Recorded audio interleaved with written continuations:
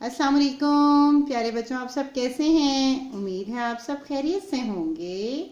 हम अपनी पढ़ाई शुरू करने से पहले इल्म में इजाफे की दुआ पढ़ेंगे। आइए सब मिलकर मेरे साथ इल्म में इजाफे की दुआ पढ़िए। बिस्मिल्लाहिर्रहमानिर्रहीम। रब्बी ज़िदनी इल्मा। ऐ मेरे रब, मेरे इल्म में इजाफा फरमा दीजिए।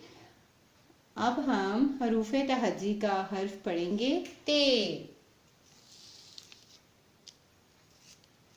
ते, ये कौन सा हर्फ है? ते। तेता तितली, तेता तितली, तेता तरबूज, तेता तरबूज, तेता ताला, तेता ताला। अब हम नुकात को मिलाकर हर्फ ते लिखना सीखेंगे। सब बच्चे अपनी पेंसिल पकड़िए, नुकात को मिलाइए और ये हम कौन सा हर्फ लिख रहे हैं? ते। कौन सा हर्फ लिख रहे हैं? ते। आज हमने कौन सा हर्फ लिखना सीखा है? ते।